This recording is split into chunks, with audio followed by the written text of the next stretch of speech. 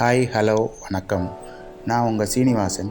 உங்களுக்கு இன்றைக்கி நான் என்ன சொல்லலான்னு விரும்புகிறேன் அப்படின்னா, பழைய நான் அதாவது 2 நாள் முன்னாடி சொன்ன ஹவ் டு மேக் மனி, எப்படி நம்ம காசு சம்பாதிக்கிறது அப்படின்றதோட கண்டினியூஷன் தான் சொல்கிறேன். இது 3வது பார்ட் சொல்கிறேன். ஃபஸ்ட்டு நான் சொன்னது 3 வகையாக சொல்லியிருந்தேன். லீகலி, இல்லீகல் அண்ட் ஒன்றுமே செய்யாமல் காசு சம்பாதிக்கிறது. இந்த 3 பற்றியும் நான் சொல்லியிருந்தேன். இப்போ அதில் 2 நான் சொல்லிட்டேன்.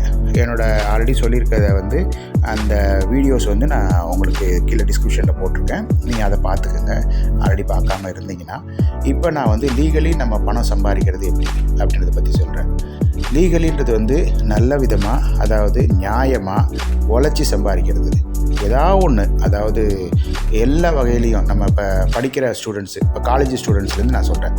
காலேஜ் படிக்கிறவங்க, அடுத்தது ஹவுஸ் ஒய்ஃப்ஸு, அப்புறம் ஆஃபீஸில் ஒர்க் பண்ணுறவங்க, அப்புறம் பிஸ்னஸ்மேன். இது மாதிரி அதில் 4 கேட்டகரியாக எடுத்துக்கலாம். எப்போ நம்ம அது வரைக்கும், அதாவது ஸ்கூல் படிக்கிற வரைக்குமே நம்மளோட பேரண்ட்ஸ் நம்மளை பார்த்துப்பாங்க. எப்போ நம்ம காலேஜ் போகிறோமோ அது இப்போ ஒரு 18 வயசு கிட்டத்தட்ட இருக்கும். அப்போ நம்ம வேலைக்கும் போயிட்டு நம்ம வீட்டுலேருந்து அம்மா அப்பாட்ட பணம் வாங்காமல் நம்மளோட தேவைகளை நம்ம செய்கிற அளவுக்கு ஓரளவுக்கு சம்பாதிக்க முடியுமா அப்படின்றது பார்க்கணும். இப்போ எல்லாம் ஃபாரினில் எடுத்துக்கிட்டால் டீனேஜ் வரைக்கும் தான் எல்லாம் சேர்ந்துருப்பாங்க. அதுக்கப்புறம் அவங்களே சம்பாரித்து அவங்களே பண்ணிக்கணும், அது மாதிரி இருக்கும். இப்போ நம்ம இந்தியாவை பொறுத்தளவுக்கு நம்ம எப்படின்னா, மேக்ஸிமம் அப் டு கல்யாணம் வரைக்குமே நம்ம அம்மா அப்பாவை தான் டிபெண்ட் பண்ணியிருக்கோம். ஸோ அது ஒரு பக்கம் இருக்கட்டும். இப்போ காலேஜ் படிச்சுக்கிட்டு இருக்கவங்க எப்படி ஏர்ன் பண்ணுறதுன்றதை பற்றி நான் இன்றைக்கி வீடியோவில் சொல்கிறேன். அடுத்தடுத்த வீடியோவில் ஹவுஸ் ஒய்ஃப் எப்படி இன்னும் எக்ஸ்ட்ரா சம்பாதிக்கலாம், ஆஃபீஸ் போகிறவங்க எப்படி பண்ணலாம், அப்புறம் இன்றைக்கி டேட்டில் காசுன்றது ரொம்ப ரொம்ப முக்கியம். உங்களுக்கு இன்றைக்கி டேட்டில் உங்களுக்கு ட்ரை பண்ணி பாருங்கள், கண்டிப்பாக நம்மளால் சக்ஸஸ் பண்ண முடியும். நம்பர் 1, நீங்கள் இப்போ அதாவது உங்கள்கிட்ட பைக் இருக்குது, லைசன்ஸ் இருக்குது அப்படின்னா, பைக்கோ டூ வீலர் இருக்குது அப்படின்னா, நீங்கள் லைசன்ஸ் எடுத்ததுக்கப்புறமா ஒன்று ஈவினிங்கில், அதாவது மார்னிங் காலேஜ் படிக்கிறீங்கன்னா ஈவினிங் காலேஜ் படிக்கிறீங்கன்னா மார்னிங்கில் ஸ்விக்கியில், இல்லைனா ஜொமேட்டோ, இல்லைனா ரேப்பிடோ, இந்த மாதிரி ரைடர் பண்ணுறது பண்ணலாம். இது உங்களுக்கு இது வேணாம், என்னால் நான் சாப்பாடு கொண்டு போய் கொடுக்க முடியாது, என்னோடய ஈகோ டச் ஆகுது, இது வேணான்ற மாதிரி பார்த்தீங்கன்னா, இதுலேயும் உங்களுக்கு நல்ல ஒரு இது கிடைக்கும்னு வச்சுக்கோங்களேன். வெளியில் நம்ம எப்போ மூவ் பண்ண தொடங்குகிறோமோ மார்க்கெட்டில், அப்போ தான் நமக்கு எல்லா வகையான எக்ஸ்பீரியன்ஸும் கிடைக்கும். நல்லதும் இருக்கும், கெட்டதும் இருக்கும். அதில் நல்லதை மட்டும் எடுத்துக்கிட்டு, கெட்டதை எக்ஸ்பீரியன்ஸாக எடுத்துக்கிட்டு, அது ஒரு படிக்கட்டாக எடுத்துக்கிட்டு நம்ம முன்னுக்கு வரத்துக்கு பார்க்கணும். ஸோ கெட்டது நடக்கிறத அதை திருப்பி அதை யோசிச்சுக்கிட்டே இருக்கக்கூடாது. அதை உடனே மறந்துடணும். ஒரு கேம் விளாட்றோம் அப்படின்னா, கேமில் வெற்றியும் இருக்குது, தோல்வியும் இருக்குது. நம்ம ஜெயிச்சிட்டோம் அப்படின்னா எப்படி ஜெயிச்சோன்றதும் யோசிக்கணும், தோத்தோன்னா ஏன் தோத்தோன்றதும் யோசிக்கணும். தோத்தது ஏன் தோத்தோன்னு அதை நல்லா யோசித்து என்னென்ன தப்பு பண்ணோன்றதை நம்ம நோட் பண்ணோம்னா தான் அடுத்த மேட்ச்சில் நம்ம ஜெயிக்க முடியும். இதே தான் நம்ம வாழ்க்கையிலையும். நம்ம வெற்றி தோல்வின்றது சகஜம். சில நேரத்தில் நம்ம தோற்று போயிடுவோம். அந்த தோற்று போயிட்டோன்ட்டு நம்ம அசந்து உட்காந்துடக்கூடாது.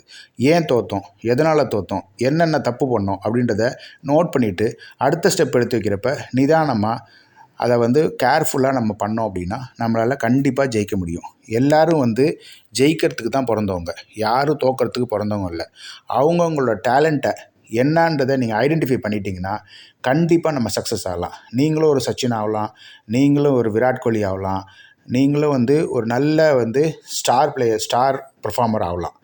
எல்லாத்துலேயும் எடுத்துங்க. இப்போ சச்சினை கொண்டு போய் அவரை ரன்னிங் ரேஸ் ஓட சொன்னால் அவர் ஜெயிக்க முடியுமா?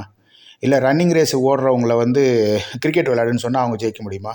அவங்கவுங்க ஐடென்டிஃபை பண்ணிட்டாங்க, எனக்கு இதுதான் தெரியும், எனக்கு இதில் நான் சக்ஸஸ் பண்ணுவேன் அப்படின்ற மாதிரிக்கு.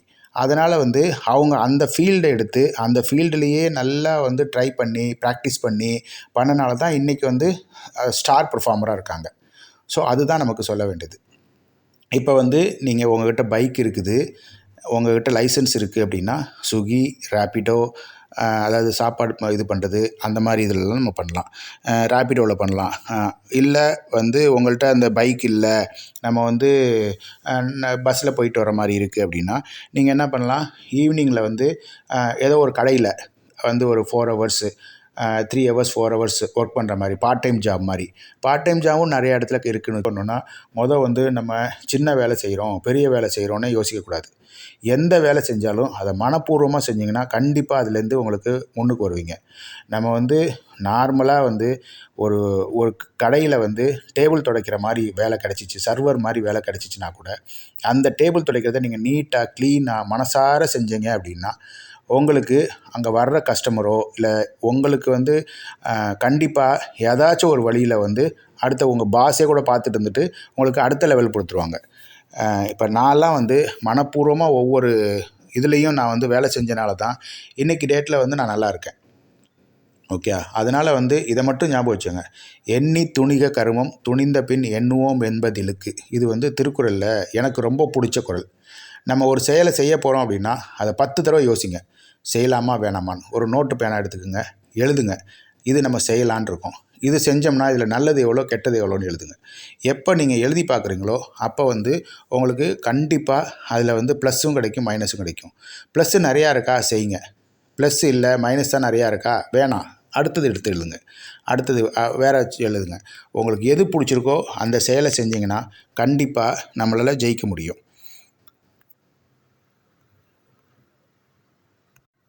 இப்போ 4 ஃப்ரெண்ட்ஸு சேர்ந்து நீங்கள் என்ன பண்ணலாம், ஒரு 3 ஃப்ரெண்ட்ஸு 4 ஃப்ரெண்ட்ஸ் சேர்ந்து ஈவினிங்கில் ஸ்நாக்ஸ் கடை வைக்கிறது. இப்போ ஸ்நாக்ஸ் கடைன்றது சின்னதாக ஒரு ஆளுக்கு ஒரு 5000 ரூபா போடுறீங்க, இல்லை ஆளுக்கு ஒரு 2000 ரூபா போடுறீங்க. இப்போ ஈவினிங்கில் மட்டுமே ஸ்டார்ட் பண்ணுற மாதிரி கடைங்கள்லாம் நிறையா இருக்குது. ஒரு 4 மணிக்கு தொடங்குறோமா, 7 மணிக்கு முடிச்சிட்டோமா, அதுக்கு அந்த பர்டிகுலர் டைமுக்குள்ளே நீங்கள் என்னென்ன பண்ணணும் அப்படின்ற மாதிரி யோசிக்குங்க. இப்போ வடை பஜ்ஜி போடுறது, இல்லை இந்த இப்போ எல்லாம் ஈவினிங்கில் என்னது சபர்மா விற்கிறது, அப்புறம் சிக்கன் ஃப்ரை விற்கிறது, இந்த மாதிரிலாம் நிறையா கடைங்க வந்துருச்சு. எல்லா ஊர்லேயுமே ஃபாஸ்ட் ஃபுட் எக்கச்சக்கமாக ஆயிடுச்சு. ஃபுட் ஐட்டத்தில் நீங்கள் தொடங்குனீங்க அப்படின்னா உங்களால் கண்டிப்பாக சக்ஸஸ் முடியும். ஒன்றும் இல்லை, ஒரு பாப்கார்ன் மிஷின் போட்டு ஒரு கடையில் வெளியில் ஒரு 100 ரூபா வாடகை, சார் நான் 100 ரூபா வாடகை தரேன், டெய்லி சாயந்தரம் மட்டும் நான் கடை போட்டுக்கிறேன், அந்த மாதிரி பேசுனீங்கன்னா அவங்க கொடுத்தாங்க அப்படின்னா ஒரு பாப்கார்ன் மிஷினை மட்டும் வச்சு நீங்கள் வியாபாரம் பண்ணிங்கன்னா டெய்லி உங்களுக்கு ஒரு 200 ரூபா அன்னைக்கு வியாபாரம் முடித்து எல்லாமே அங்கங்கே கொடுக்க வேண்டியதெல்லாம் கொடுத்துட்டு 100-200 ரூபா பாக்கெட்டில் வச்சுட்டு போகலாம், லாபம் சம்பாதிச்சிட்டு போகலாம். நான் சாதாரணமாக சொல்கிறேன், 100-200. நீங்கள் நல்லா இன்னும் ப்ரொடக்டிவிட்டியாக பண்ணீங்க அப்படின்னா இன்னும் நிறையா சம்பாதிக்கலாம். அது என்னென்ன டிப்ஸுன்றதும் நான் அடுத்தடுத்த வீடியோஸில் சொல்கிறேன். இப்போ உங்களுக்கு 4 பேர் சேர்ந்து செய்கிற விஷயம்னு சொல்கிறேன். 2வதுன்னு நீங்களாக போய் பண்ணணுன்னாலும் பண்ணலாம். அடுத்தது சின்ன சின்ன வேலைங்க, இப்போ வேறு கடைகளில் போய் வேலை செய்கிறது, அந்த மாதிரி பண்ணிங்கன்னா கூட உங்களால் ஏர்ன் பண்ண முடியும். நீங்கள் பாருங்கள். அடுத்தது நான் அடுத்த வீடியோவில் இன்னும் மற்றதை பற்றி போடுறேன். என்னென்ன பண்ணலாம், எப்படி பண்ணலாம், எப்படி முன்னுக்கு வரலாம், எப்படி காசு சம்பாதிக்கலாம், காசை எப்படி சேவ் பண்ணணும், அதுன்றதெல்லாம் சொல்கிறேன். என்னோடய சேனலை வாட்ச் பண்ணுங்கள். ஏதாச்சும் கமெண்ட்ஸ் இருந்துச்சுன்னா என்னோடய கமெண்ட் பாக்ஸில் எழுதுங்க, என்னை என்கரேஜ் பண்ணுங்கள். நான் நிறையா உங்களுக்கு டிப்ஸு கொடுக்குறேன். So thank you for that.